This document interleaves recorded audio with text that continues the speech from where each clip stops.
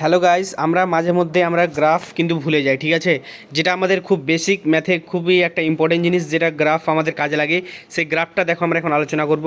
দেখো এখানে দেখতে পাচ্ছ যে আমরা সবসময় স্ট্রেট লাইনের গ্রাফ জানবো, y equal to m x plus C.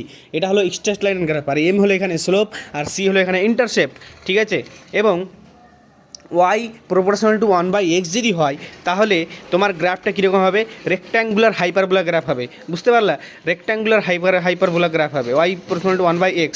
আর যদি y proportional to 1/x square বাড়ে, নিচে যদি এক্স স্কোয়ার বাড়ে, এক্স কিউব বাড়ে, তাহলে গ্রাফটা কি আরও নিচের দিকে নামবে, ঠিক আছে?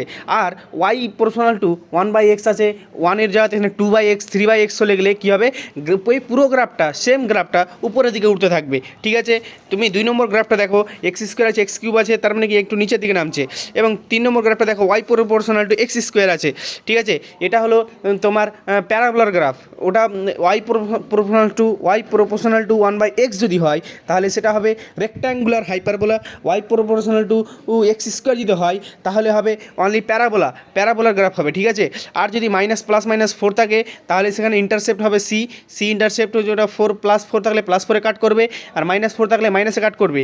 এবং y proportional to x square, ওই যে এক্স স্কোয়ারে আগে প্লাস বা মাইনাস আছে, যদি প্লাস থাকে তাহলে আপওয়ার্ড প্যারাবোলা, আর যদি মাইনাস থাকে বা নেগেটিভ থাকে তাহলে ডাউনওয়ার্ড প্যারাবোলা হবে, ঠিক আছে? এবং আরেকটা হলো যে ওয়াই প্রপোর্শনাল টু এক্স এবং y proportional to x square এবং ওয়াই প্রপোর্শনাল টু এখানে লেখা নেই, সেটা হলো রুট এক্স। এইটা 3 নম্বরের নিচের দিকটা ছুটে গেছে, এই জন্য ওয়াই প্রপোর্শনাল এক্স হলে একদম স্ট্রেট লাইন মিডিল বরাবর যাবে। Y proportional to x square, power বাড়লো তার মানে ওপর দিকে ছেড়ে গেল, পাওয়ার কমলো মানে নিচের দিকে নেমে গেল। তাহলে এই গ্রাফগুলো রিভাইজ করো, এই গ্রাফগুলো মনে রাখো এবং সহজে কনসেপ্টগুলো ক্লিয়ার করো। Thank you.